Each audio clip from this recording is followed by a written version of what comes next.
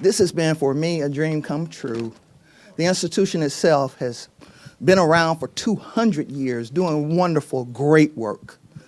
And in 1835, this young man comes along and is the first of a series of black folks to come to school here, but he is the first. And it, for me, is not robbery to spend an afternoon thinking about what it must have meant, thinking about the legacy that he left, thinking about how our own lives contribute to a historical legacy that makes every bit of difference as it relates to where we are in this world right now. And so tonight, we take a pause to thank God for Daniel Alexander Payne, for the legacy he left, for the work that he did, and for the capacity we all have to appreciate this one man. I look forward to contextualizing him in Q&A, but most particularly, I look forward to the speaker tonight. He is the international historian for the African Methodist Episcopal Church. And that means then that he is the greatest of spokespersons when it comes to the history that we are now embracing. I hope that you will enjoy yourself tonight. And please know that as dean of this institution, I could not be happier for the cross-section of people from the community, from the people who are here representing Lutherans all over Gettysburg and beyond, and for those of us who are part of academia and who appreciate the importance of taking this pause and giving this kind of honor. Have a good evening.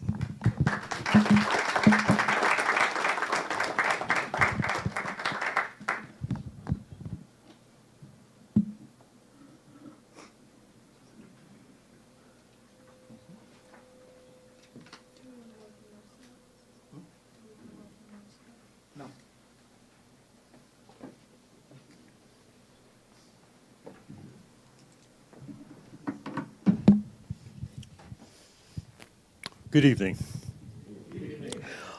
On August 26, 2024, Dr. Tyler was elected to the position of historiographer and executive director of the Department of Research and Scholarship of the African Methodist Episcopal Church during its general conference in Columbus, Ohio.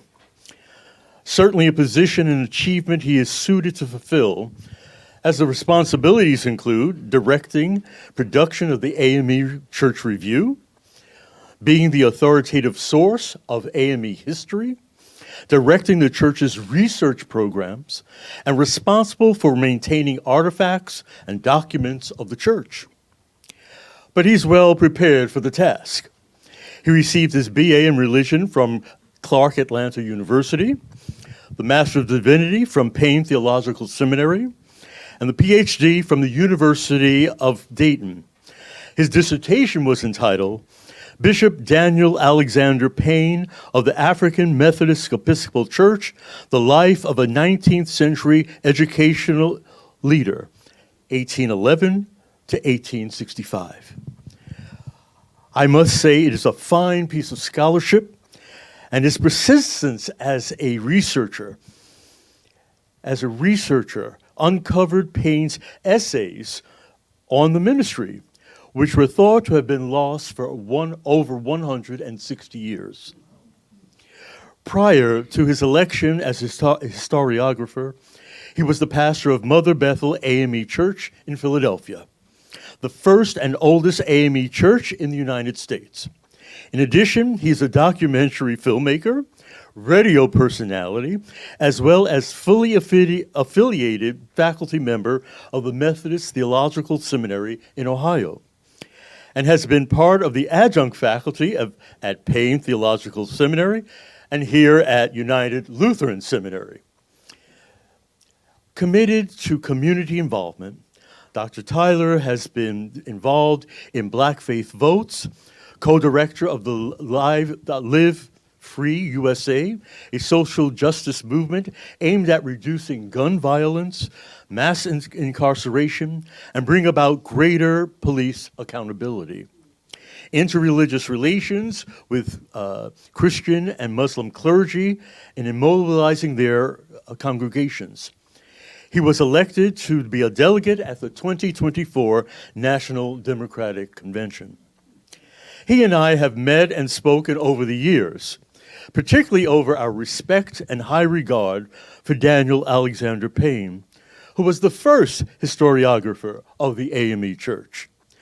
Dr. Tyler continues in the legacy of Payne as educator, clergy, and scholar in the African American intellectual tradition, particularly as he addresses us this evening in his lecture, Bishop Daniel Alexander Payne, Apostle of Education of the AME Church, the Gettysburg Years. Dr. Tyler.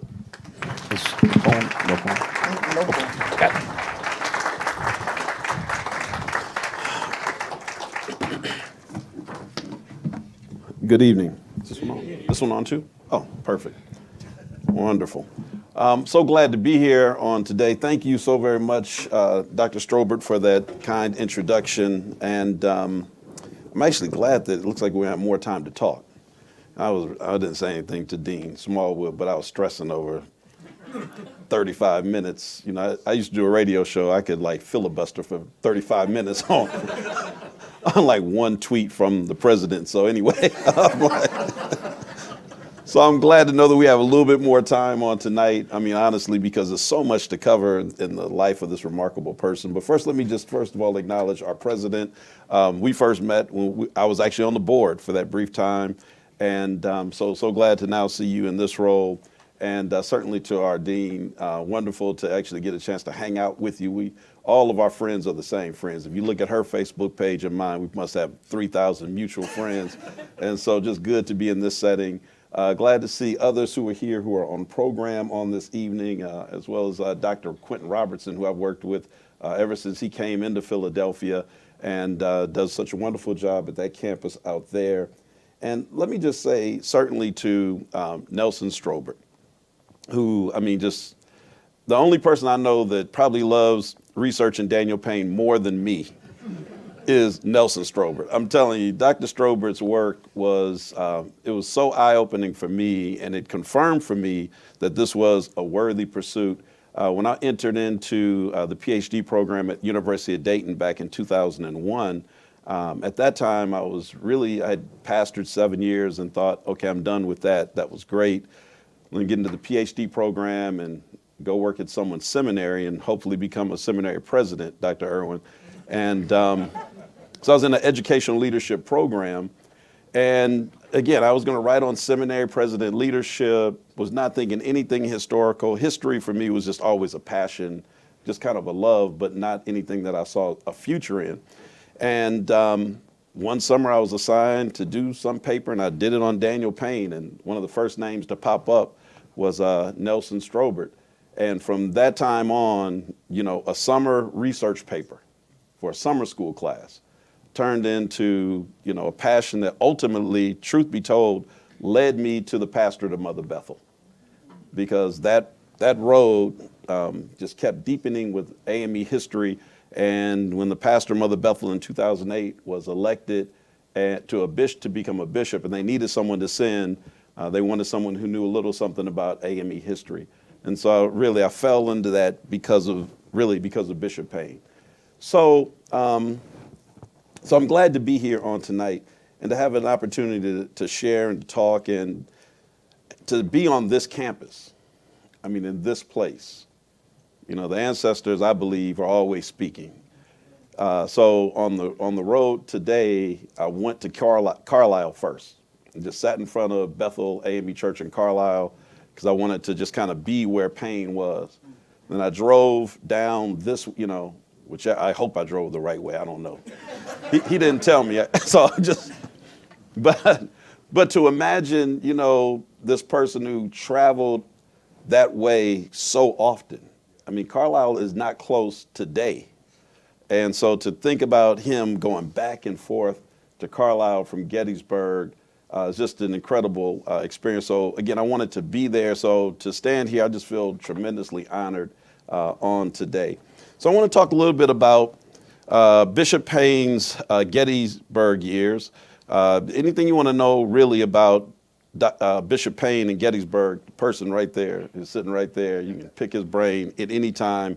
But I want to really kind of focus on the impact that Gettysburg Seminary had on Bishop Payne and the impact that it actually had on the AME Church. Because, it changed everything for us at a time when the church was still in a it was still in a place where it could be molded differently. You know, you get to an institution sometimes, you can't really change it. But it was still very young, it was still very regional, and Bishop Payne became a person who was bigger than life. I mean, think about it, he was a bishop, he was elected at the age of 41 and served 41 years as an active bishop. No one's ever come close. No one will ever come close now because of retirement laws. And he did it at a time when there weren't many bishops. In fact, I say that, let me test this and see if it's working. There, it is working. So that's the AME Church's founder, Bishop Richard Allen. And what I like to think about Allen is this, and with regard to Payne. So, you know, in the New Testament, Jesus says to Peter, upon this rock, and, you know, we all know Peter is the kind of the main, leader who keeps this little band of merry disciples running around. And their biggest concern in Peter's day is, like, we just can't let the shop close up. I mean, it's just, we're just trying to keep this thing together. The Apostle Paul comes later. Not much later, but he comes like right on his heels. And Paul then is the person who's the architect of the faith. He writes. He's an intellectual. He sits down. I mean, and for better or for worse, right? There's some Bible scholars out here, I'm sure. We are kind of who we are as Christians in large part because of Paul. We rely on those letters so often, even more so than the narrative of what the apostles did in the book of Acts and in the Gospels. In the same way, I kind of envision Richard Allen and Daniel Payne in the shaping of the AME Church. Richard Allen is the founder who walks out of St. George's Methodist Church because the church he joined, where blacks and whites could sit just like this, how you're sitting, nobody told you where to sit, you walked in, sat where you wanted. That's how the Methodist Church was when Richard Allen joined and started going there in 1786. 1787, the rules changed. And you walk in one day and they're told, no, the black people sit all the way in the back. And eventually balconies are made, and now you sit in the balconies. So Richard Allen walks out. And what he does, black Methodists do all throughout the Atlantic world. They don't know each other. They're not talking. They all have the same visceral reaction. Because John Wesley was a great abolitionist, and he sent these Methodist preachers over here to do something different, and they did not. And so in New York, they walk out. In New Jersey, they walk out. In Maryland, they walk out. In South Carolina, they all walk out. And so Richard Allen's biggest concern from 1787 till when he dies in 1831 is, can I just keep this thing going? We don't have anyone like Daniel Payne before Daniel Payne. Daniel Payne comes in like the Apostle Paul, and so much of who we are today as a denomination, I mean, I guarantee you, is because of Daniel Payne. And like what I said about Apostle Paul, for better and for worse. I mean, think about this. Not in the lecture notes, but I'll just toss it out since we're talking about it. Richard Allen did, to what a lot of his male peers thought was the unthinkable. He gave license to Jarena Lee to be the first woman preacher. He told her no, but one day in church, she just jumps up and starts preaching because the male preacher is flunking so bad, Dr. Croft. He's having a bad day, but she had been meditating on that same scripture the night before. She jumps up in Allen's presence and preaches it like crazy. So Allen doesn't ordain her, stops short, but even the license to exhort is light years ahead of everybody else. And it would appear that if the next, few bishops had been like Allen, we wouldn't have had to wait till 1960 for women to have full ordination. The person who reels back in what Allen did, Daniel Payne, right? Daniel Payne is also the person who's very controversial around worship. Not necessarily, now it's kind of complicated because back then Methodists believed in ecstatic worship, but when it comes to kind of what we consider like more African traditions within worship, Bishop Daniel Payne had some issues with that. So again, even with the ways in which AMEs have struggled with allowing for a more Pentecostal spirit within worship, when people feel restricted and we worship more like Lutherans and Episcopalians, that's Daniel Payne. That's Payne. So again, it's, now those are the two things that I would say, if I had to say the knocks against Payne, so I got that out of the way. Everything else he did, I loved, all right? I'm not kidding. I mean, really. So, but again, it also demonstrates how important it is when you have that kind of longevity in a new institution. Almost all the new bishops that would carry us into the 20th century, he personally helped get elected. In the AME Church, I mean, we have an election for bishops, but we have a saying that bishops elect bishops. Now, the members of the delegates actually do it, but bishops have a whole lot of say in our context in how and who gets elected. So most of those people who followed him were his acolytes. Wayman and even Henry McNeil Turner, who they famously fell out. But Turner was one of his boys. These are people he hand selects. And into the 20th century, they carry his philosophy about everything, including education and the clergy, which is what brings us back to Gettysburg. So, all right, let's look at this. So this is my Wikipedia snapshot. I took this off you guys' website. I need to go see that before I leave, get my own picture. So again, longest serving bishop, first black college president. He actually purchases Wilberforce University. Wilberforce University started in 1856 by the white Methodists as a school for their mulatto children of slaveholders in the South, but the school is in Ohio. Daniel Payne was on the board, actually wanted the AMEs to go in with them. And the AMEs were like, they never really pushed back on Payne as bishop except really that. In 1856, they were like, no, we're not about to deal with them with a school that's dealing with slaveholders. Payne's love for education, he just saw the big picture, like this is a school, we need this. But the school goes bankrupt during the Civil War, and the Methodists are sitting there with them and say, if you get $10,000, you can have the school. So Payne leads the AME Church in buying Wilberforce University in 1863. What was going on in 1863? Aren't you guys like kind of famous for 1863? I mean, like I said, I'm glad to talk to anybody other than my wife about this because she hated my 5 years studying this. Her eyes glaze over it. I couldn't get Nelson on the phone all the time. But I mean, because again, each of these points you could do an entire lecture on. Like, who buys a college for black people in the North in 1863? And he doesn't even get permission. He just says, he says, I was in there and the board was pressuring me and I just threw my hand. In the name of the AME Church, I buy this school. Then went and told the AMEs, but bishops can do that.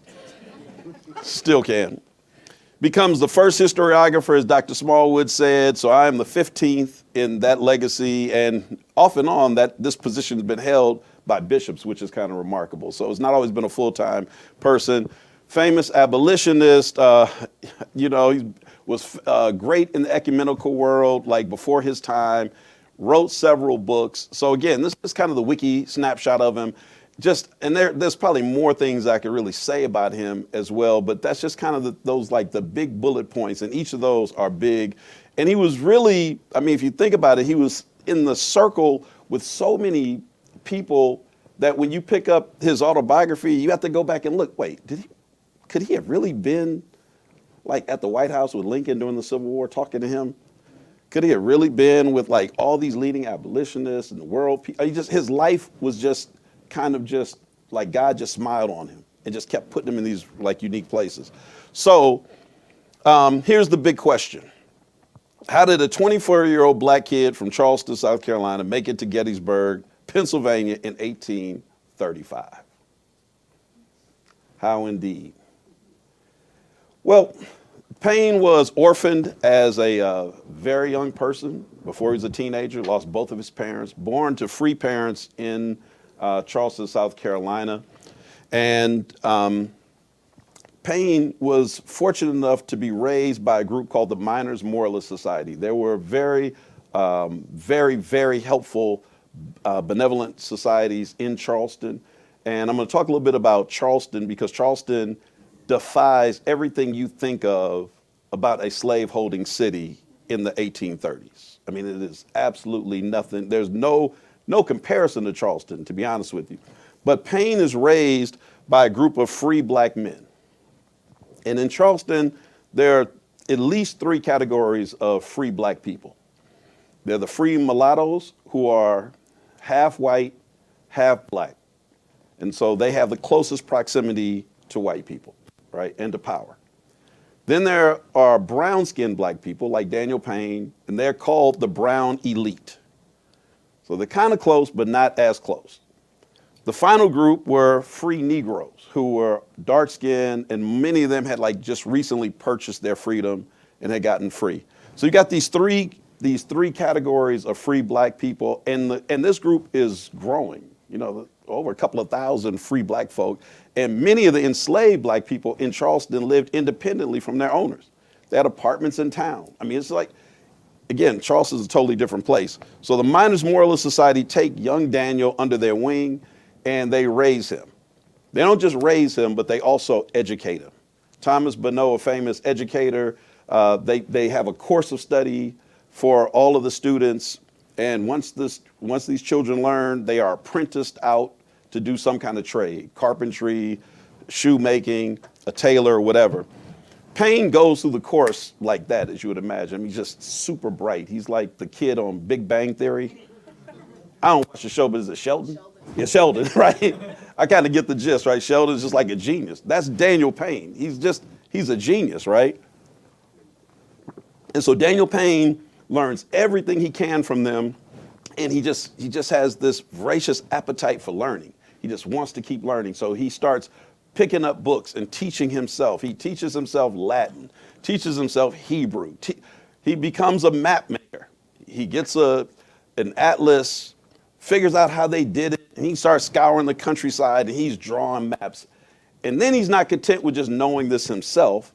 He wants to be like Thomas Bonneau, the person who he really looks up to. And so he wants to open a school for himself. This self-taught young man who keeps growing and who keeps learning. This is in the 1820s. He was born in 1811, right? Born in 1811. By 1829, he opens his first school. Great school, has three students. But it grows quickly to over 50, 60 students. Some are enslaved, some are free. And this big break comes when Thomas Bonneau dies, I think 1831. And so Daniel Payne then benefits by getting the students from Thomas Bonneau, who's the most popular free black teacher in Charleston. His school is growing like leaps and bounds. He's able to care for himself. He has some of the best, these are the best and brightest families in Charleston who are sending their children to Daniel Payne. And so, you might ask, why didn't Payne just stay in Charleston? Like, how does he get up here? Well, the 1830s is a very interesting time for America. 1828 was one of the first big race massacres. If you think Tulsa was bad, should have been in Cincinnati in 1828, where the white population turns on black people who are taking their jobs, kill so many that people leave and go to Canada.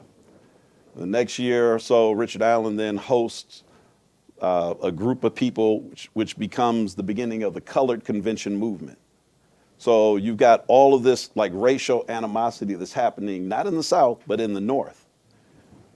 Fast forward a little bit further, and then you get this event. in 1831. So this is the interpretation of folk on the slave revolt led by Nat Turner. Now, there was another attempted slave revolt in 1822 in Charleston that happens inside it's organized in the 3 AME churches that are there, because they're independent AME churches in Charleston while Payne is a little boy. Payne misses all of that. 1822, that's led by Denmark Vesey and Gullah Jack. They're discovered beforehand. They never get a chance. They're going to take over the armory, take all the ships out of Charleston, put everybody black on it, and sail to Haiti. They got a whole plan. But they're discovered, right? Well, 1831, Nat Turner is not discovered, and they go on a spree trying to get free. And as a result of Nat Turner in 1831, though it's way up in Virginia and Payne is all the way down to South Carolina, I mean, most of us are old enough to remember 9/11. Happened in New York, but it had an impact everywhere, right? The backlash was everywhere. So imagine this in Virginia. And this is the fulfillment of what every fear-mongering person who's trying to keep slavery as a status quo has been saying all along. Like, you all, places like Charleston, you too nice to all these black people, letting them have all this freedom, letting them learn how to read and write and all of that. All it makes them want to do is want more freedom. And this would have never happened if we'd have just kept our foot on their necks. And as a result, legislatures across the South start to bring up old laws that were already on the books. There were already laws that said you can't teach black people how to read and write. I mean, Payne School was really a violation of the law, but they called it a dead letter law, right? Nobody really cared. Nobody was, nobody's checking on them that way. But this woke people up. And as bad as this is, I'll tell you what happened that was worse. Now, in 1833 and 1834, William Wilberforce, who was greatly inspired by John Wesley, by the way, finally succeeds in abolishing slavery in England. And in America, abolitionists take that as it's our time. And so Northern abolitionists start saying it's time to escalate this thing. We've got to go into the South. We got to make a direct appeal to our white brothers and sisters in the South. And I don't know if they really thought it out. I've done a lot of protests before, and I know there've been some where halfway through I'm like, yeah, we didn't really think this would, probably should have done it a little different because we didn't think about the repercussions, right? This is a scene in the post office at Charleston. The abolitionists in the North send direct mailers to everybody white, everybody. It's literally direct mail. You open up your thing, why are they sending me these circulars? I don't want this stuff. Everybody gets the circular. It's a pamphlet talking about the evils of slavery and why you need to let this go. They go in and they burn the bags. They break into the post office, a federal post office, and literally steal the bag of mail that the postmaster has conveniently set aside in one area. They know exactly which bag to get. But this is really the greater fear for them. These Northern abolitionists. And so there were a lot of free black sailors who come in and out of Charleston. It's a port city, and they're coming in from the North all the time. And so they want to keep them on the ships. They don't want them having any contact with black folk in the city. But now they got to even check on white people as well because of things like this. And so this combined with what happens with Nat Turner is enough. And so in Charleston, they finally clamp down. They say schools like Daniel Payne's have to close. If you're white and you get caught teaching someone, there's a major fine. If you are black and you're free and you teach someone, there's a major fine and you get up to 50 lashes. And if you are enslaved and you're learning how to read and write, you get 50 lashes. And so education comes to a halt. Payne closes his school, 1835, and sails north. Now, he has made tremendous friendships while he's there with people. Again, his life is very unusual. And one of the people he befriends is a gentleman by the name of Dr. John Bachman. You guys know him? You're Lutheran, right?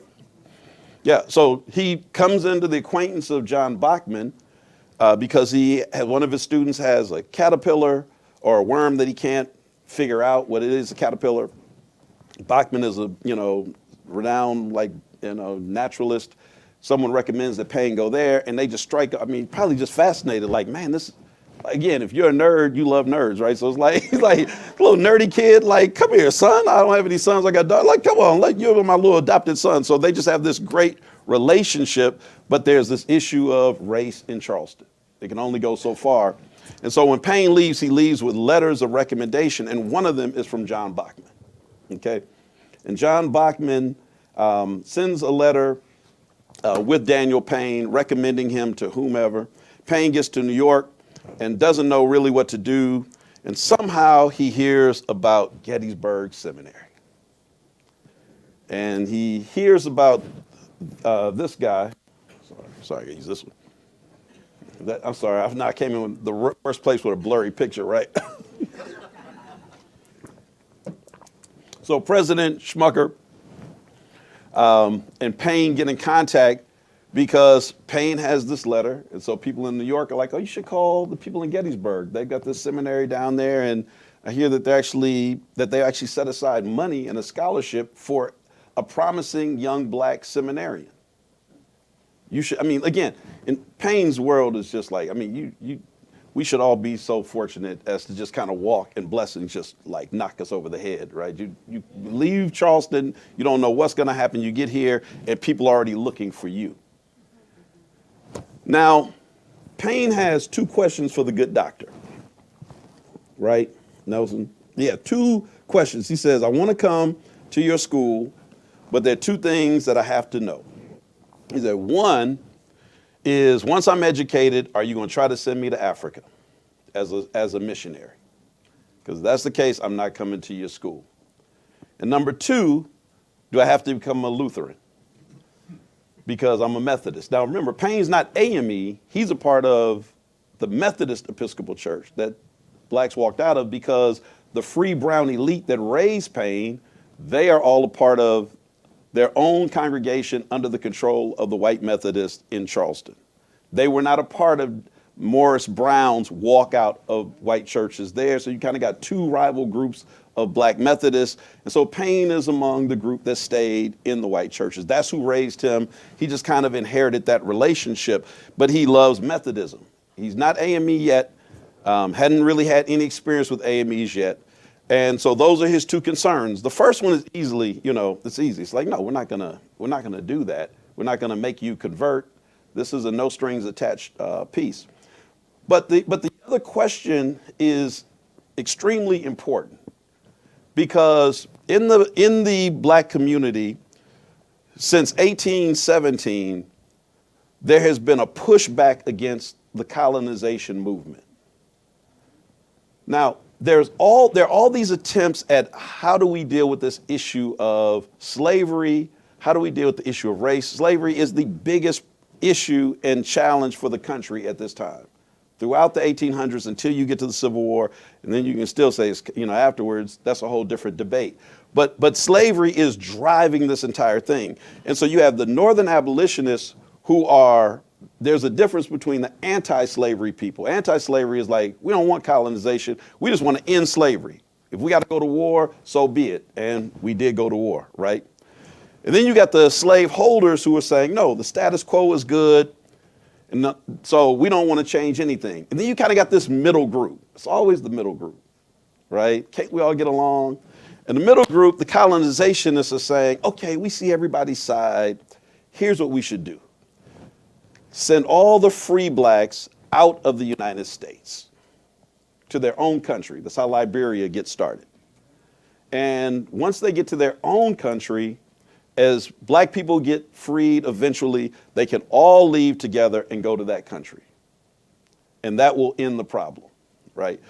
But in 1817, before Payne is even thought about at 6 years old, in Philadelphia at Mother Bethel Church, Richard Allen and Absalom Jones host this huge meeting with 3,000 people, they say, from around the country who are free black people to debate this issue of colonization.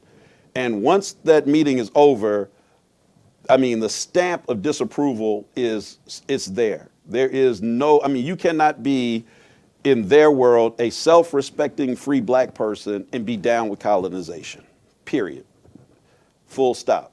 And so Payne comes in, he knows, he's like, no, I don't want to be a part. Now, that's not to say some didn't go, but the people that went were kind of viewed as, I don't know, sellout is probably not the word I want to use, but I don't have another word. So they're kind of like sellouts. I mean, again, I'm not saying that's what they were, but in the view of kind of the mass majority of free black people who were just not about that, they just refused to accept it. And so Daniel Payne has a legitimate concern because white seminaries are trying to attract black students to train them to go back and tell all the other black people how great colonization is.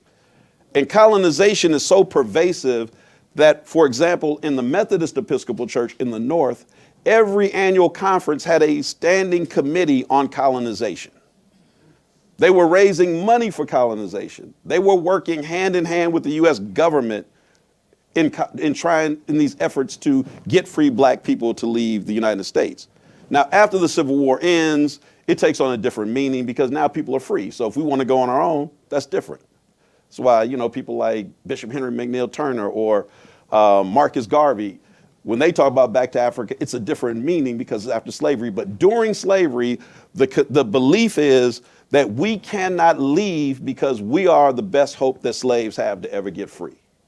And if we leave, who's going to be there for them? It's all of us or none of us. So Bachman tells Payne, I think I got it up there. Oh, this is actually, let me read this quote to you. This was actually just kind of give you a sense of just how black people felt. J.J. Gold Bias, who signs this, they're all out of Philadelphia, but just a remarkable medical doctor and preacher. Stephen Smith, again, William Cattle, Octavius Cattle, his dad, who was in Charleston when Payne was there. Payne coming here was a part of a big migration. A lot of people left after those laws changed in the 1830s. But they write this in a resolution at one of the AME annual conferences in Baltimore. This is a little bit later, 1851. But this sentiment is the same from when Richard Allen and Absalom Jones wrote in 1817. The sentiment has not changed. Whereas that detestable scheme, the colonization movement, is again formidably presented to the public for their support and every means set on foot to destroy the fixedness of this, our people, in this, their native country. That's a big part of this, okay? That this is, Richard Allen told, this is our native country. Because at this point, most of these people have been here 5 or 6 generations. And whereas our religious and moral institutions must be disbanded in the event of its success, be it therefore resolved that it is the opinion of this conference that the highest object of colonization is to remove, as it has removed, a large and increasing and improving free population, that they may hold our brethren the more quietly and safely in chains. Resolved that we earnestly recommend the ministers of all denominations to exert their influence against the direful tendency in carrying out the above project. Be it further resolved that this conference recommend to its members to suspicion the motives and spurn the advice of any and every man or minister, be he white or colored, who shall attempt to disturb and unsettle the institutions that exist among us by attacking the permanency of our people in their native land.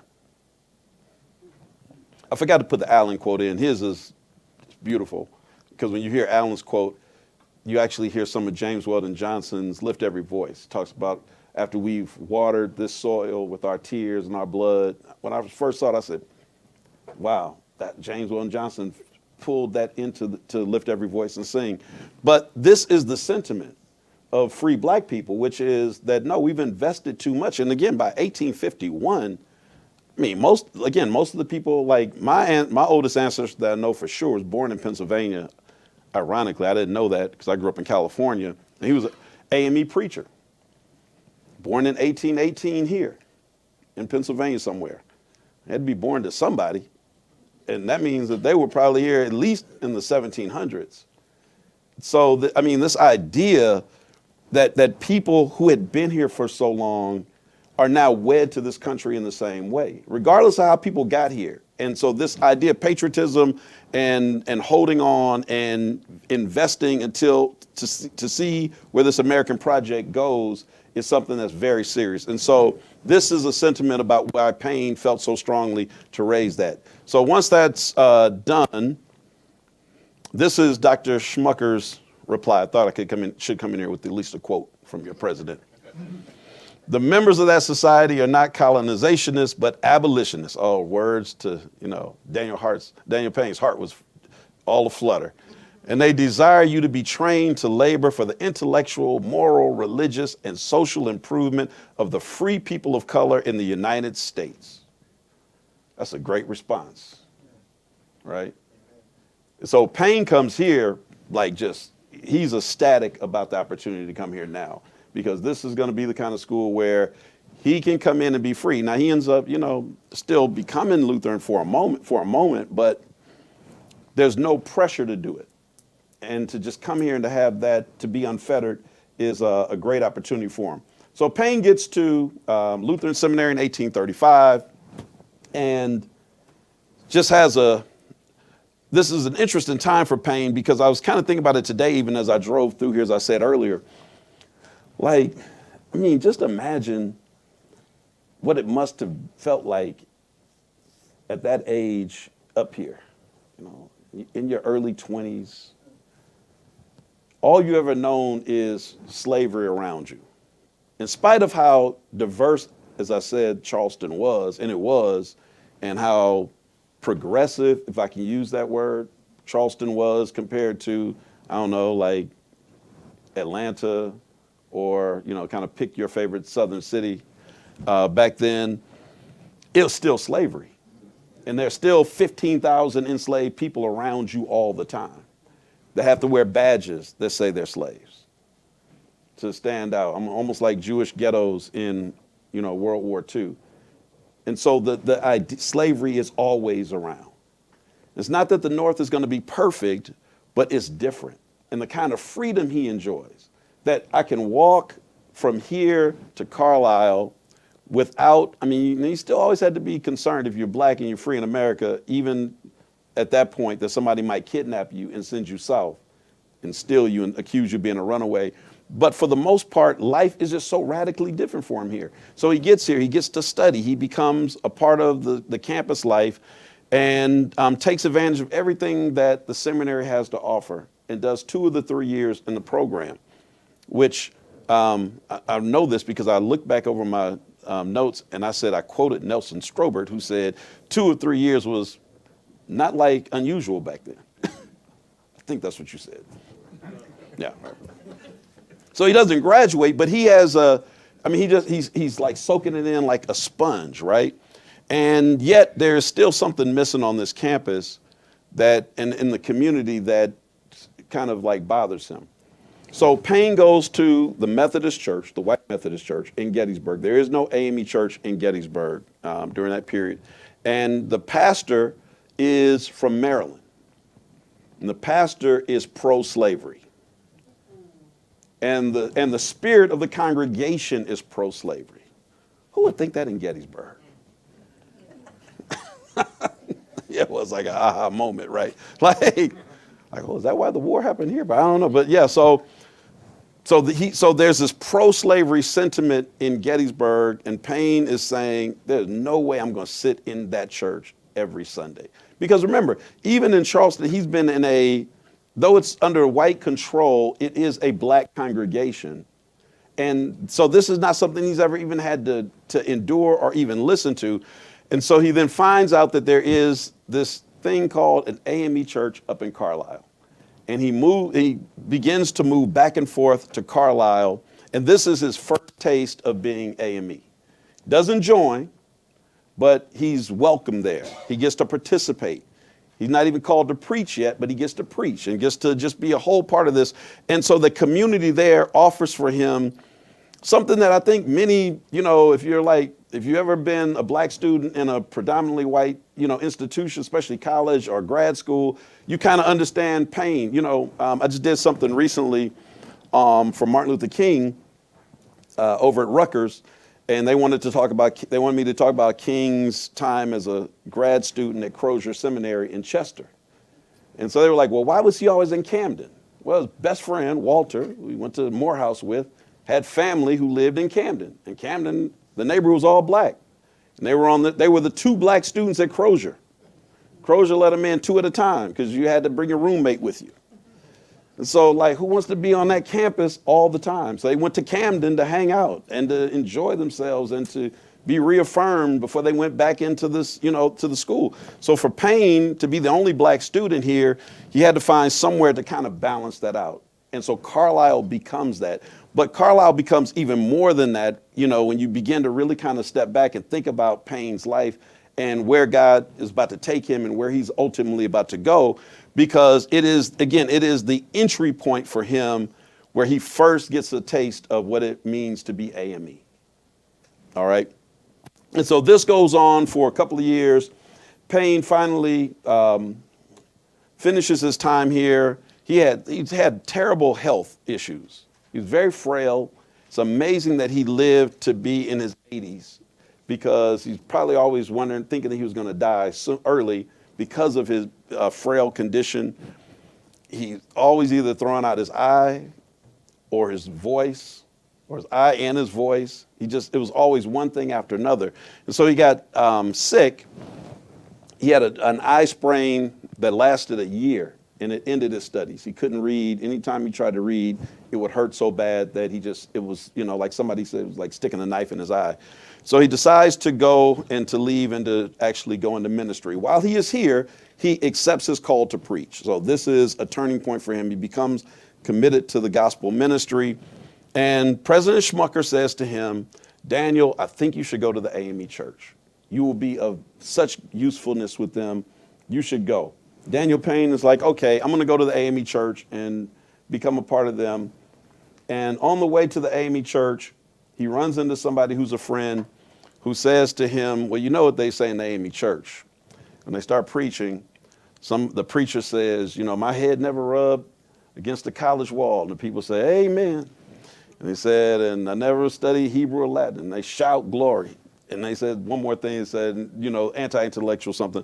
And everybody just starts shouting. So Payne, believing it, chooses not to go to the AME church, because he's like, I'm not going to be in an anti-intellectual environment. Now, we all know enough about church to know that the anti-intellectual spirit is pretty much everywhere.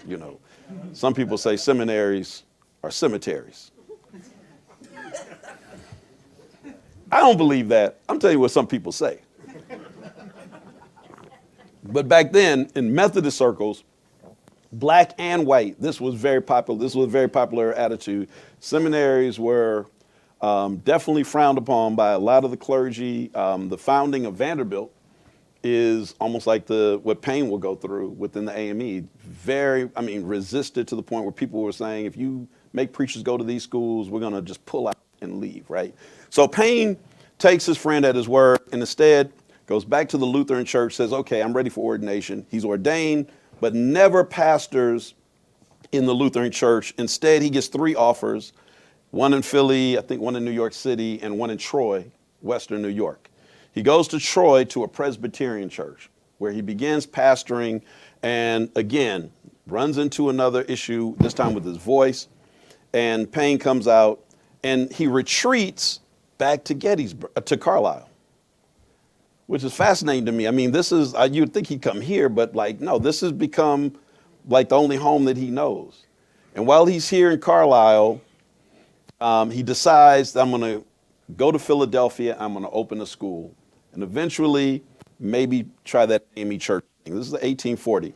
He moves to Philadelphia and joins the AME church in 1841 by becoming a member at Mother Bethel, which blew me away when I first saw that, and hooks up with the bishop of the AME church, who is now Morris Brown, the former pastor of the church in Charleston when he was a kid that hosted Denmark Vesey and Gullah Jack and those who planned the slave revolt. So now the two people who are about to have the most influence on the AME Church are both from Charleston. Not these Philadelphia folk who grew up with Richard Allen and who've been there from the very beginning, but people who come in just come in like this. Now think about this. Payne joins the AME Church in 1841. And by 1852, he's elected a bishop. They tried to elect him a bishop in 1848 after 7 years. That's how remarkable he is, but he kind of declines. That's how he becomes historiographer. They said, we got to give you something. And he takes on the role of historiographer. And, but when he joins the AME Church, and this is where I think Lutheran has had such an impact on the AME story. Payne walks into something that he doesn't even know is happening. In the 1830s, the AME Church has already started a series of resolutions. Each year, every annual conference that meets, there are resolutions calling for a more educated clergy, that we need an educated clergy. We can't have preachers out here who don't know how to read, don't know how to write, who are only relying on inspiration. Open up the Bible, point into a scripture, and you start preaching. Like they say, the world is demanding something different. We need something different. And so Payne comes in to almost as the answer to Morris Brown's prayer. This is Bishop Morris Brown. Richard Allen died in 1831. Bishop Morris Brown takes over. He was the assistant bishop, and it's a smooth transition, and he is now guiding the AME Church. He's the only bishop at this time. Now, he has an assistant, but the assistant at that time had no power. And so he really is the only, real bishop in the AME Church. And he's really trying to oversee this denomination and take it to this next level. They've made it through, the first founding years. They're now into the second and third generation, and they know to do it, you've got to have the best clergy that you can have. And I'm going to tell you, in my opinion, when I think about where the AME Church is now, for all of our, like every denomination, we have our downsides, like every denomination, you got your warts and your bumps and things of that nature. But what we do well is largely in part thanks to these two men. And the connection that Daniel Payne had here, and the preparation that he received before he comes to Philadelphia. Because Morris Brown has all of these persons who are clamoring for education, people are writing petitions. Let's see, do I have? Yeah, here we go. This is Morris Brown, 1839. Now look, 1839, Payne could have been a part of the church in 1839, but chose not to because he thinks the church is celebrating ignorance in the pulpit. And yet this is what the bishop writes: the claims of our young men, too, for aid to sustain them while they are preparing themselves for the ministry, that they may become approved workmen in the Lord's vineyard, are urgent upon you, as the future prosperity of the church and of generations to come is dependent upon the care we now take in raising up suitable teachers for our people, well qualified in every respect. It is no other than the cause of God. And so the church is literally looking for people like Daniel Payne. And Daniel Payne walks in to an AME church where the ground has already been prepared. So in 1841, he joins, he enters into the ministry, and immediately Morris Brown puts him to work. Now, the great thing about back then is, so the Philadelphia Conference, as you can imagine, the boundaries were the churches in Pennsylvania, the Baltimore Conference, the churches in Maryland, New York Conference, same. But back then, if you just showed up, you were part of the conference, and you could be the chair of a committee. Morris Brown is so smart. I mean, Daniel Payne is book smart. Morris Brown is people smart, right? And a big part of Payne's tension in the AME Church in his early years is that he just, he thinks because if I tell you it's the right thing to do, of course you're going to do it because it's right. The rightness of my cause is in my argument. There, done. Go ahead. And people are like, what? Like it takes into account nothing about emotion, or people just don't like you, or because you're so smart. I don't like you because you're so smart, right? So all of that. But Morris Brown sees in him, this is the kid I need. And Daniel Payne, having left Lutheran with all of the tools of argument, debate, understanding theology, understanding homiletics, the Bible, all of these things, and how to prepare a course of ministry for students to come into, He is the perfect person. And Morris Brown uses him to perfect effect. Every conference they go to, he brings along Daniel Payne. Daniel Payne throws it out there, and there is pushback from the clergy, right? I'm not going to say that there was not. I mean, there was like massive pushback at a certain point. And by 1844, by the General Conference, our General Conference meets every 4 years. By that General Conference, by 1844, this brand new kid, Daniel Payne, has like literally started a fire within the AME Church. That the AME Church is going to vote in 1844 as to whether or not clergy to now be ordained in ministry have to meet an educational requirement. Up until then, it was an apprenticeship model.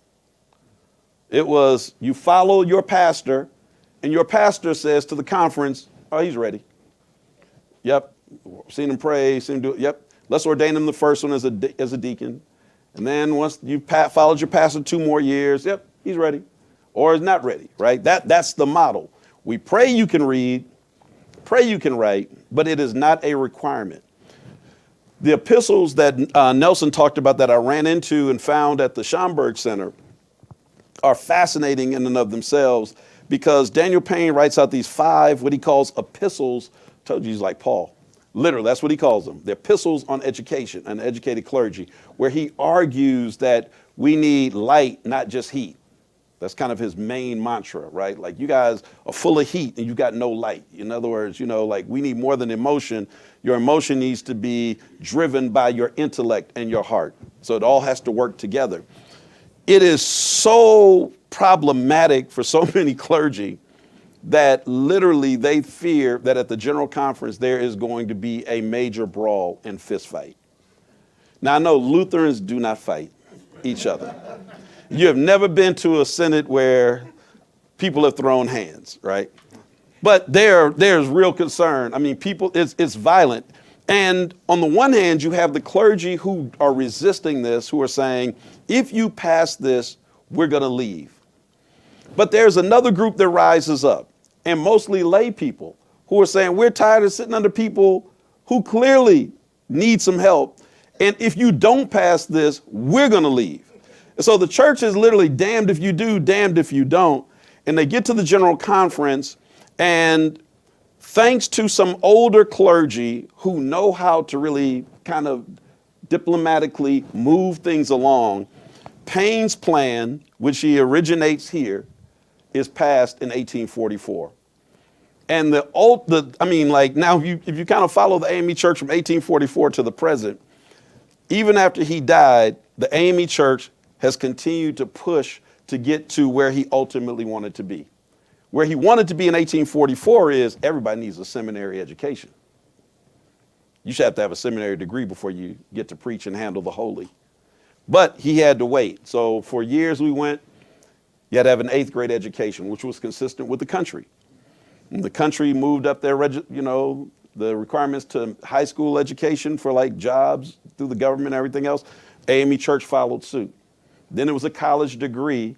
And then in the year 2000, the ultimate success for Daniel Payne was when the AME Church required a Master of Divinity from an accredited school through ATS, right? Not just any school. It has to be ATS certified. And the church didn't blow up because this was all the fruition of what started in the AME Church in 1844, but for Payne started here in 1835. And if you look at the courses that he picked out, I should have probably thrown a slide up, but I think at one point in the early courses, I think Schmucker's Theology, one of his books was used. So if you kind of think about what he was even using and saying, these are the things that you need to learn. So the idea that a lot of what Lutherans were studying then had influence over the early part of the AME Church, people don't even recognize. And then he borrowed also from the Methodist Episcopal Church because they had gone through the same thing that we were doing in 1844, but some years earlier.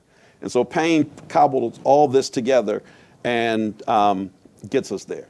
So I think that's pretty much his biggest legacy is what creating an educated clergy left behind for the AME Church. And you might say, well, what does that mean? But if you look at the AME Church and how different it is from peer denominations, a lot of it has to do with the clergy who come out, who've been coming out over the last 100 years. It's no mistake that, as we were talking over dinner about Brown Chapel in Selma, Alabama, that where marchers met and organized to help King and John Lewis and Amelia Boynton Robinson and everybody get over that bridge. Reverend Paul Lewis was highly educated. Reverend J.A. Delane with Brown versus Board of Education in South Carolina. I mean, kind of on and on and on. What this group of educated clergy have done in ways that people don't even recognize half the time, because people don't take the time to kind of go back behind to see. And so the impact of it has been revolutionary. But I want to go back finally to my first question, which is, how did a 24-year-old black kid from Charleston make it to Gettysburg in 1835? And for that, I want to just say one of the lasting legacies of Daniel Payne is the act of generosity, because that's how he got to Gettysburg. Payne, I told you, he had a little school. He was wholly dependent on the school. So if students didn't pay, he did not eat. And I mean, they're not paying much to begin with. He takes in an orphan boy who has a big sister, and they have no money, and he teaches him for free. One day the little boy comes with a caterpillar that he can't figure out. They take the caterpillar to John Bachman, and John Bachman tells him what it is. They developed a friendship. Lo and behold, some years later, Payne moves here and finds out about the scholarship here, and is largely awarded it because of the recommendation of Reverend John Bachman. That doesn't happen without his act of generosity. That, for me, the idea that, we live in a world where it's always, what can I'll do this for you if you could do something for me. And it also should make us think about even our own ways that we educate through seminaries and trying to find more money for scholarship. Because you never know who, the persons who are in our classrooms and walking through our halls, who they will be down the road and what doors will open as a result. And so Payne's greatest, the greatest thing that happens for him happens because he takes care of a poor kid. That'll preach somebody. So, all right, I'm gonna stop there because I know we have time for some Q&A. And so let me just say thank you for Gettysburg Seminary for what you did for Payne, Daniel Payne. And as a graduate of Payne Theological Seminary, I'm definitely a recipient of all of that legacy. So thank you so much.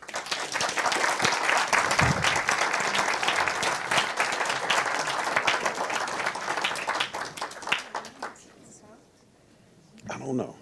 We're going to sit down here? Hello. Great. Hi, everyone. Do you have a question? Yes. Oh, I love it. I always have it. All right, well, let's get started. Pennsylvania can be notoriously slow on the uptake. It took us 154 years to have a statue of Thaddeus Stevens in Gettysburg. It took us 146 years to have a statue of Octavius Catto in Philadelphia. It's only recently that in Harrisburg they put up a number of statues to individuals such as Martin Delaney and others who are very prominent. So when I look around here, well, we're on a Lutheran seminary, so of course they got Martin sitting out there by the chapel. But we look at all the monuments on the battlefield. It's a bunch of white guys. And as I listen to you talk and I listen to the complexity of him, he deserves to have a monument here. Agreed. With explanatory plaques around it. And before people write that off and say, where are we? That statue of Thaddeus Stevens came in for under $50,000. So that's something to chew on. I don't know if anyone's ever thought of that, but I think it'd be perfect. Yeah, I mean, listen, I think that it's, and you're absolutely right. You're talking about somebody who has earned a place, right? I mean, this is, as Nelson would tell you, this is a thumbnail sketch of Payne. This is one aspect, mostly his work with, helping to educate clergy in the AME Church. But there are multiple kind of rabbit holes you can go down. There are very few people whose lives are as complicated and as rich as his. And the ways in which, if he were living in today's world with technology and the ability to even multitask more, he would have even accomplished more. But to think that he was a sitting college president at the same time that he is an active AME bishop, I don't know how you pull that off in the 19th century. And Payne, when he bought Wilberforce in 1863, for example, they make the purchase from the Methodist Church for 10 grand. And there's this fever pitch in the AME Church to look at the fundraising to get the 10,000. So you're asking for money for a school in Ohio from black people in the middle of the Civil War. Are you serious? But people respond. And it's the most beautiful thing is reading the Christian Recorder, our newspaper. Every issue it's like a list of churches that are doing bazaars and things like that to raise money for Wilberforce University, Bishop Payne's pet project. And it's Mother Bethel sends $5 and, Mount Zion Trenton sends $10. And it's just all this energy going to get this money, and they raise it. And then in 1865, so 2 years in, they pay the school off. It's not insured. And Abraham Lincoln is killed. Word goes around. To celebrate Lincoln's death, arsonists from neighboring Xenia, Ohio, burn Wilberforce to the ground. And he then raises the money again and rebuilds it. While he's still a bishop, traveling, while he's doing this, raising money for Wilberforce again in 1865, he is also presiding over the greatest expansion period in AME church history. He goes to Charleston in 1865, almost 30 years to the day, literally, that he leaves Charleston, leaves in 1835 in May, goes back. It's almost to the day. I told you his life is beautiful. He goes now as the bishop following Union soldiers who are clearing the way in Charleston. He's walking through burned out Charleston, the city that he last saw as a young man, beautiful spire churches now in ashes.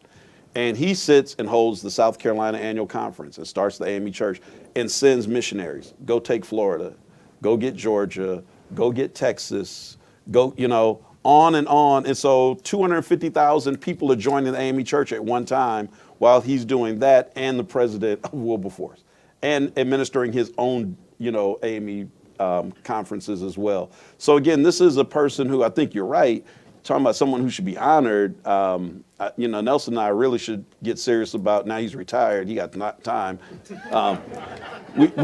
Seriously, we really should sit and talk about that documentary, because a film should be made about him. Because again, there's so many other things, trips to Europe, so I'm a fan. I'm sorry. No, it's all good. Kind of just want to bounce off of that as well.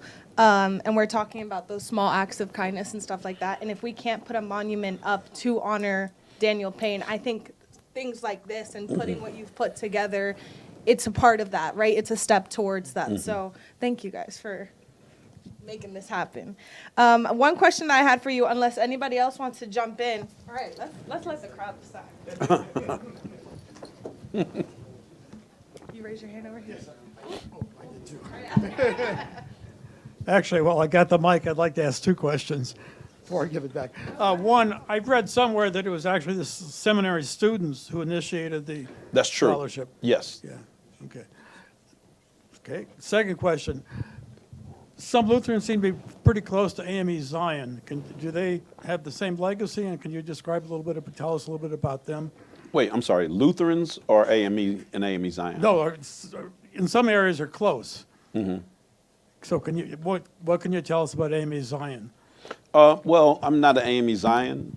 What I say to people is, on paper, we look exactly the same. We just send our money to two different places. AME Zion they came shortly after AME. There are multiple other Black Methodist traditions. AME is just the largest, which is why most people know AME. AME Zion started in New York, and I mean, I guess kind of the short story is I'll give you the interpretation from the AME Zion side why they're not AME, which is when they walked out, they reached out to Richard Allen, who was already a bishop by this point, and they say, hey, come on up and ordain us. And Richard Allen's like, sure, but you're going to be AME now, right? And they're like, no, we want to be independent. And Allen is like, no, if I ordain you, you're going to be a part of us. And they're like, no, we want to be independent. So then they go and find, I believe it's a white Protestant Episcopal Church pastor, a bishop rather, who then ordains them. And so if you read their side of what happened, it's like Richard Allen had horns growing out his head, man. It's like their official history in like the 1800s is like hilarious.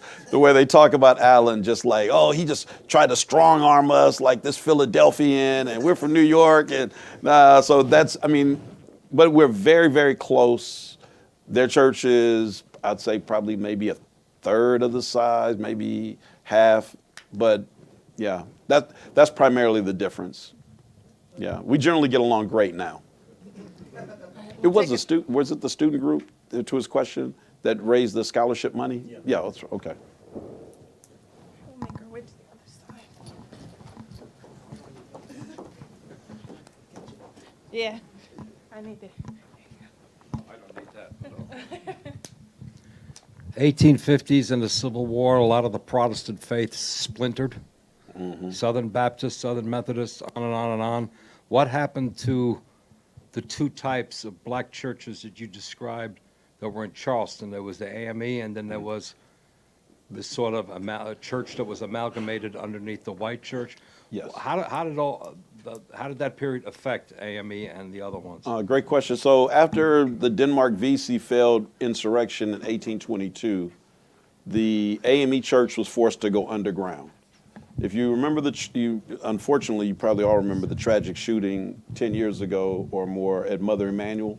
Yeah. That was that congregation that never died, but went under. They had no building, but they continued to meet until the Civil War ended, which is the church that Payne then came back and organized into the South Carolina Conference.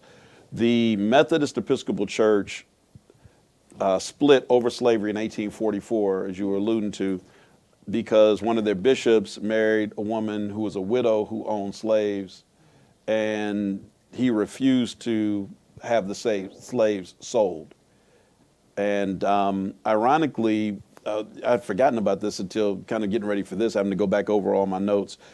The person who was the main proponent for the split, the pro-slavery side of the split, was a preacher named Capers from Charleston, who was one of Daniel Payne's big influences in Charleston. So that's what I'm saying, these complex figures, who, here's this guy who like loves this little, young black kid and helps him along the way, but is also trying to keep the institution of slavery and leads to the split of the Methodist Episcopal Church. So the Methodist split creates the Methodist Episcopal Church, which doesn't change its name as the Northern Church. Then the MEC South, that free black church was still under the domain of the MEC South. Really from their vantage point, nothing really changed. Yeah. And when they ended, good question would be like, what happened to that congregation after the Civil War? My guess is they probably became CME, because the CME church used to be the colored Methodist Episcopal Church, now Christian, but they started after the Civil War and kind of gathered. So the people who didn't walk out, like AME and AME Zion, those folk who didn't get the message that you should have left, we're going to help you. Here's your church. Then it was primarily a Southern thing, really big in Tennessee, right? And then some still stayed. They're like, boy, y'all don't listen. I'm sorry. Question. A question I have, it's a two-part thing. You mentioned about the Methodist Church here.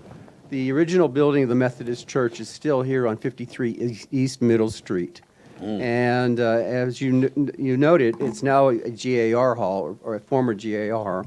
They still have the balcony there where the black congregants used to attend services on there. In the early days, when Payne was attending and all that, there were about 40 African Americans that were attending that church.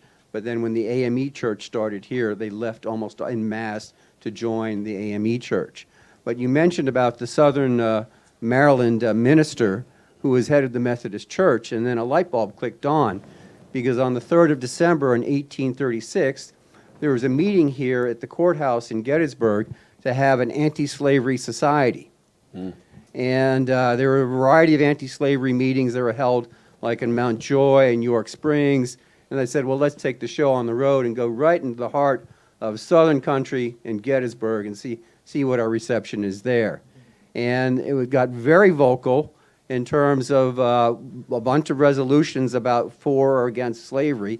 The for slavery people dominated the meeting, led by a Methodist minister, and there were 3 people that voted against the resolution for them. One of those people was a person named Payne, the sole African American at this meeting in the courthouse. Oh, wow. And he was there along with a guy named Reynolds, who was I think a college professor or something like that. But it was amazing and all that. He shows up there, solitary person, speaks out against the trying to water down the impact of slavery and all of that. And then the papers are all full of accusing the people that were in favor of anti-slavery, that formed the Anti-Slavery Society, because they allowed Payne to talk, of accusing them of miscegenation and amalgamation and everything else like that. But in a short little time here, Payne spoke out against slavery. Wow, that's amazing. I'd love to get that info from you. And I think that was AME. I'm looking at Dr. Small and Dr. Strober. I think that was AME Zion that started here. I know we don't have a church in Gettysburg. It was AME for a little while, then it became AME Zion. Well, that also happened. Well, that's usually, that's a whole different issue.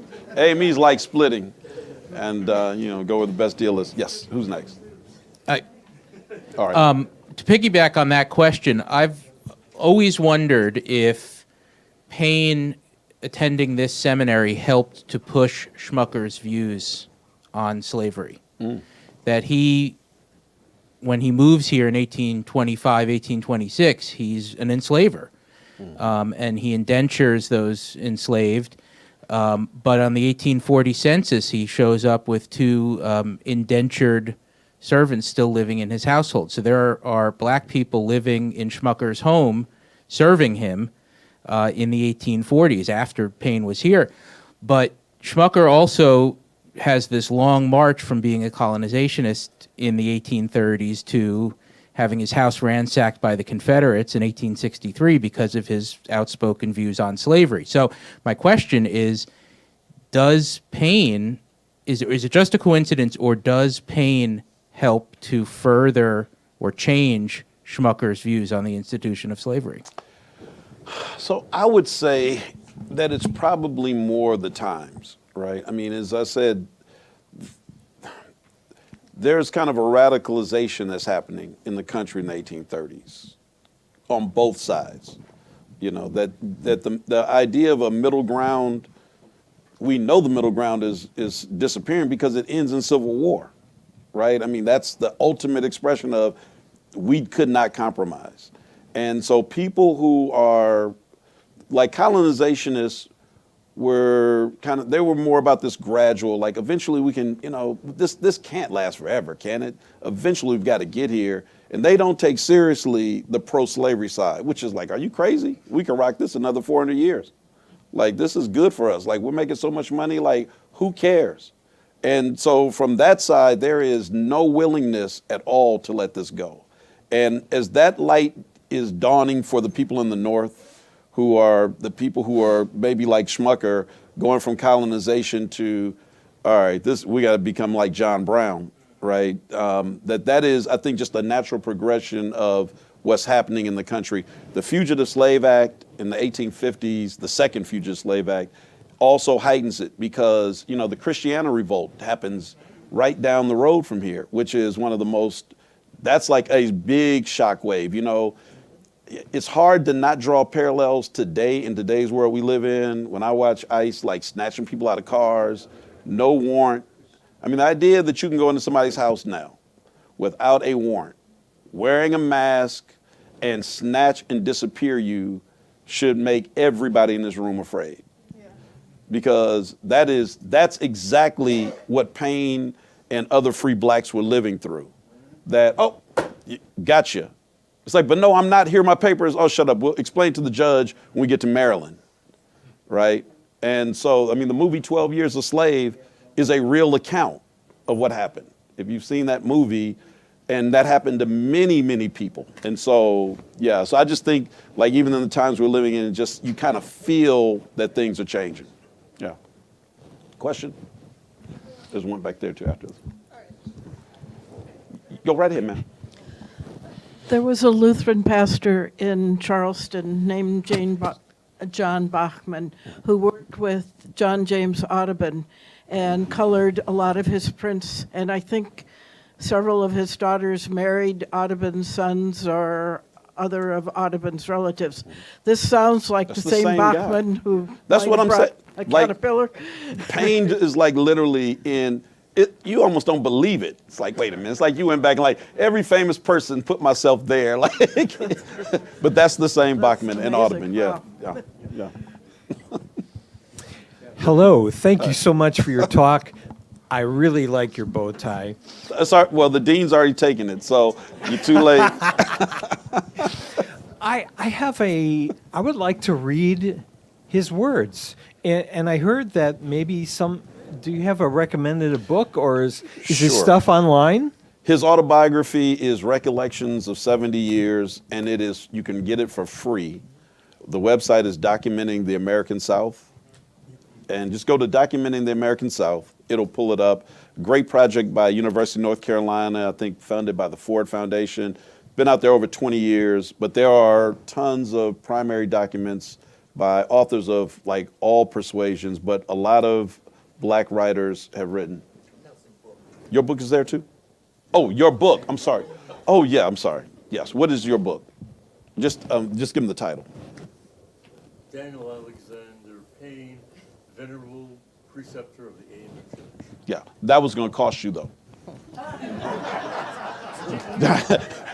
Right, you have to pay for that one.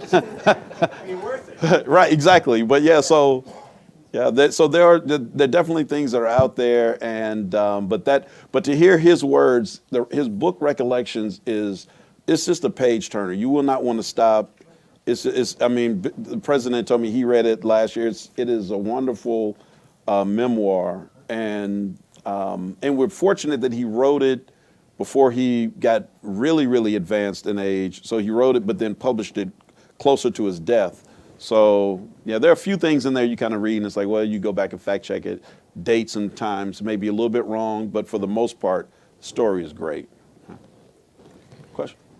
Dr. Child, thank you. I'm interested in Payne's kind of unique proximity to white spaces and white institutions. That's one of the things that really stuck out from your lecture. And so I'm wondering, how does that proximity persist into how Payne develops the AME Church? You had a line earlier in your lecture about how the work that Richard Allen did, and then once Payne kind of comes on the scene, that kind of his vision for the church takes over. And I'm wondering how that proximity in terms of Charleston, even here at United, and kind of a proximity to those institutions and spaces shapes what he does with the AME Church. Oh, that's a great question. So he was not successful in everything. And so I'll give you one example. So my feeling is that a lot of Payne's struggle with worship in the AME Church. There was a thing called the ring shout. And the ring shout was like in a Pentecostal service today, you kind of see something similar where, the people would hold on to each other and like they would literally like kind of rock back and forth until someone started shouting, right? And now the theology in it, I understand Payne's struggle because it was bad theology. The theology of the people who would lead the shout is that the only way for a person to get converted and saved was through the ring shout. And Payne is like, no, that's like, you can't. But Payne wanted to throw the baby out with the bathwater because the shout itself and kind of the act was really a part of what W.B. Du Bois talks about these things that black people retained through slavery. The way we worship, reliance on music, primarily drums and things of that nature, that Payne was never really comfortable with. And I think a part of that was more like the way that he was socialized, especially with the Miners Moralist Society and folk in the people in Charleston that had him, you know, that really had their hands on him, that it was as much as that as it was about the theology. And that I always felt like he could never separate those two. Like in a big worship service, if people just started breaking out and running around the church, like what happens in services, he probably was not very happy. In fact, there's one story, if you read his autobiography, where he says, I had to tell that pastor, I got up in the service and I had to stop that, right? It's like, the pastor's like, what are you doing, Bishop? He's like, they shouldn't be doing that. And it's like, you know, was it really the theology that bothered you, or was it something else? And I kind of always suspected it was something else. I mean, in some ways, for a person like Payne, he's never at home, right? Never really, probably would have been more comfortable at Gettysburg, but not accepted at Gettysburg because of the color of his skin. And yet, in the black space, he's like never really fully accepted. And people, there's certain parts of Payne that even with the power that he had, there were ways in which, you know, congregations and church leaders heard him, but also went around him, right? And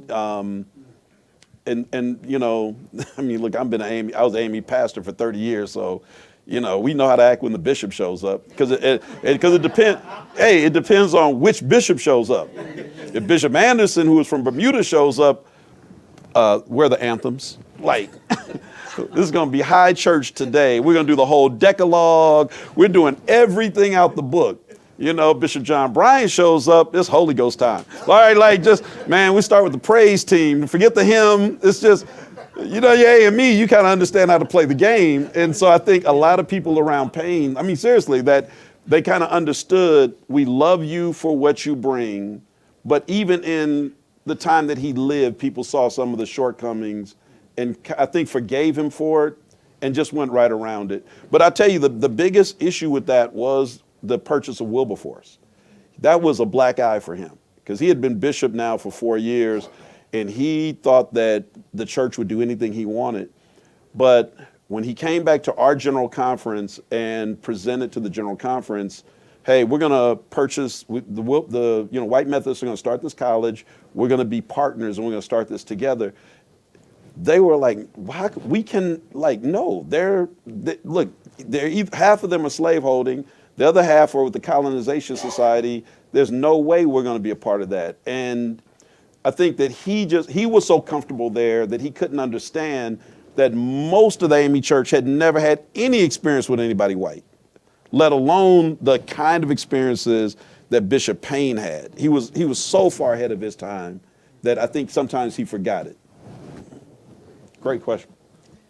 I have a question that builds a little bit on this one of Andre's, and it has to do with a historian who wrote about the border north, religion in the border north, and described Gettysburg as one of the places where he would describe this. And he talked about the different types of churches here, Catholic, Methodist, the Lutheran Reformed, the German Reformed. And he used the term a religion of refinement to describe the Lutherans. And he said that what they thought religion should do would be to help to develop the character and the interactions of the people in the congregation, a kind of refinement thing. I've always just puzzled about that a little bit because waves of revival had come through and all of that. I thought that's a little bit too constricting for the Lutherans. But while you've been talking about Payne's influences here and his own interactions with Schmucker and the other students, I'm just wondering if you would have a comment about whether you thought that was a term even to use. I'm not sure. I'm not familiar with it, but yeah. I mean, it's possible. You know, I would say that there were probably, I mean, talking about the idea of refinement, kind of like softening or smoothing out or whatever. there were certainly probably parts of being AME that Payne was never fully comfortable with. Because remember, AME had already kind of established its own culture about what worship was and all these things. And so in some ways, when I kind of read him, you know, there were times where they had to just take him for who he was, and he had to kind of take the denomination for what it was. And that there were some things that neither was going to fully like change. And so would he have wanted it to be more refined? I mean, you know, Payne, I think again, I think the biggest challenge for Payne is the conflation between refinement and being Eurocentric. You see, that like you can't be refined and have this Afrocentric church, right? That's like, you know, this is my take on him. I don't think he probably ever really thought about it that way, but I'm sure people around him did. And just again, because he was who he was, not many people are gonna challenge him at a certain point. But yeah, but the idea that you can be refined and Afrocentric versus like this either or is something that I don't think he fully ever resolved in his own life. But again, it's understandable, right? I mean, you kind of understand how he grew up, all of the influences. I get it. Just didn't agree with all of it. Yeah. Dr. Tyler, I don't think this is going to be a question, but I am going to end it with a question. We are in our bicentennial as a seminary, and I reached out to you last year, even before this was announced that you were coming to Gettysburg, to be the annual UTI lecturer, because it's the week that we're celebrating our bicentennial on Philadelphia's campus. You did a great job today. I just want to know, are you going to have anything else to say to us in September when you come and lecture? Because I asked you specifically, please talk about Daniel Payne and Lutheran Seminary. I know you will. It'll be a large audience. We are excited about it. And for those of you who cannot come to Philadelphia on September the 15th at 11:45 a.m., it's a Tuesday, we will Zoom it so you can actually hear him again. We just want to know how much more you're going to give us. Gotcha. To be determined. What can I say, man? Look, you know, the dean is faster, man. All right. Thank you so much, Dr. Reverend Tyler, for this incredible lecture. I'm going to end it off with one last question. For everyone in this room who's maybe just meeting Daniel Alexander Payne for the first time, or maybe we've known about his history, what is the single most important thing you hope that we walk away remembering from today? Oh, wow. That where you start does not determine where you end. I mean, born in Charleston, South Carolina, you lose both of your parents before you're a teenager. For a lot of people, that's kind of the end of their story. To think about a person who traveled the world, sat with presidents, just an incredible story. No one would ever believe that it started the way that it did. So, yeah, you can do anything. I love that. Thank you so much for your time. Thank you for coming here today. Thanks. Yeah. Okay. Appreciate you. Thank you.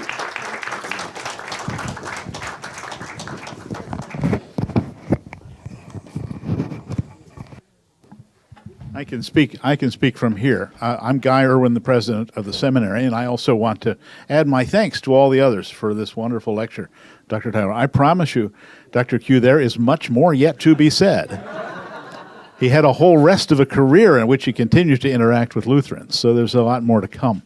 I wanted to go back, though, very quickly to, first to explain one small thing that we've also done this year, but then to go back to the end of your lecture to pick up one of the points you raised. First, I wanted to say that as a kind of a bookend to this last fall, on the Wednesday closest to the beginning of November, in our chapel service on the Philadelphia campus, we held a worship service, a Holy Communion service, in commemoration of Daniel Alexander Payne, who is on the Lutheran calendar of commemorations for November 2nd. And so this is a kind of a bookend with that. And this was an exercise for me in a little bit of ecclesiastical archaeology. And the reason I read his recollections of 70 years was I wanted us to have a service that would have been in the spirit of the worship that he promoted within the AME. So we set up the chapel in a different pattern, the furniture in different places than usual in order to do that. And Pastor Kevinus of Mother Bethel presided at it with me and preached, and I think we tried to do him proud. Understanding that it was a worship culture in transition and had elements both of older Methodist, white Methodist traditions, but also a whole hymnody, for example, that was universal to people in the mid-19th century. So anyway, that was a wonderful thing, and I think we'll probably do something like that every year henceforth. Mother Bethel lent us their contemporary framed photograph of Bishop Payne, and we mounted it in the front of the sanctuary for this event. It was really lovely. But to your closing remarks and your comment that Bishop Payne's life was marked and shaped by generosity, I want to say that it's always been the Lutheran principle that education itself is an act of generosity. It's an act of neighbor love. And one of the reasons Lutherans are such enthusiastic founders and maintainers of schools at every level is that we believe that everyone, no matter where they end up, is improved by the action and the generosity involved in teaching. And I hope that we can continue to be inspired by Bishop Payne in what we do here. I'm happy to hear that we had some impact on him and the AME, but even greater than that is the example he then mirrors back to us of how important it is to be generous in the gift of teaching. So thank you again. Great to have you here.